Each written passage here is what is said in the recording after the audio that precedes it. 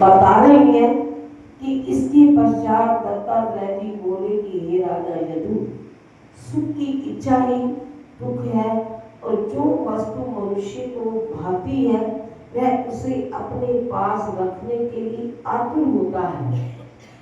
कि जैसे कि हमें कोई भी चीज अच्छी लगती हो तो हम उसे अपने करीब लाते हैं कि ये वस्तु मुझे मिल जाए, वह उसे अपने पास रखने के लिए लालायित होता है, इसी से उसको दुख होता है।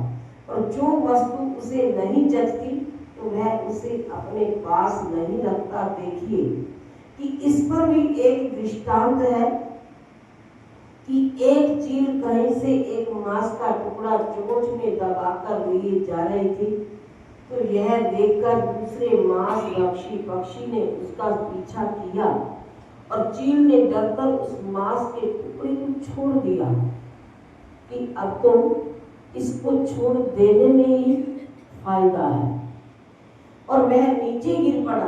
तब जो मांस भक्षी उसके पीछे दौड़े थे वे उसे छोड़कर नीचे उतरे, तो चील उस टुकड़े को छोड़ने से सुखी हो गया। अगर उसको मुंह में रखता तो फिर सारे पक्षी उसके ऊपर झपट जाते, तो उसको छोड़ दिया।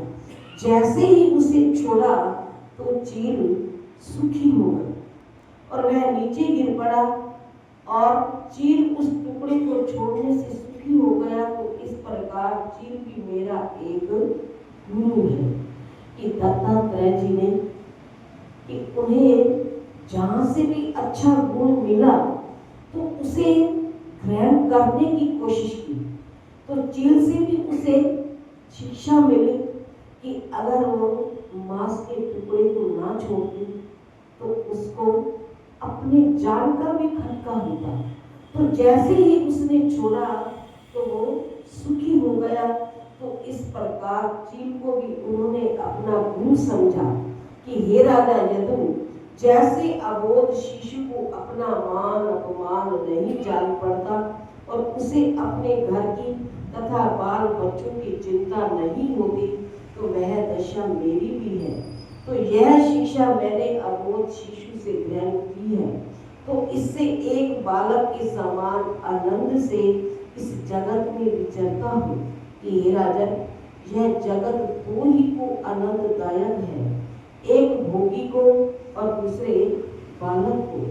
कि जैसे एक गांव में एक कुंवारी कन्या रहती थी।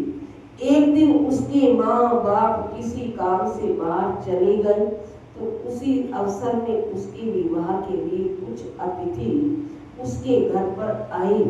तो कन्या ने सबको आसन और जल देकर बिठाया, स्वयं उन सबके लिए भोजन के लिए घर में ओखली में दाल रखकर कूटने लगी। तो इससे उसके हाथ में चूड़ियां बोलने लगी। तो कन्या ने सोचा, ओहो, कि यह तो ठीक नहीं है, कहीं यह झनकार में लोग सुनेंगे तो क्या कहेंगे कि इस समय इसके घर में खाने को चावल नहीं है, तो इससे यह अपने हाथ से धान कूट रही है और बड़ी दरिद्रता है। इस विचार के आते ही उसने एक एक करके सब चूड़ियों को निकाल दिया कि ना चूड़ियां इकट्ठी होएंगी, ना बजेगी, ना इनका शोर होगा, और ना आए हुए मेहमानों को इस बात का पता चलेगा। कहते हैं कि अपने घर में चाहे हम रूखी खाएं, सलोनी खाएं, अलोनी खाएं, जैसे भी खाएं, तो वो हमारे अपने घर का व्यवहार है।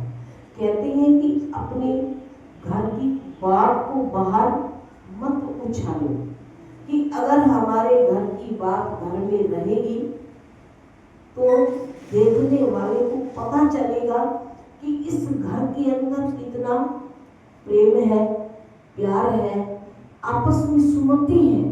तो इसलिए रामायण के अंदर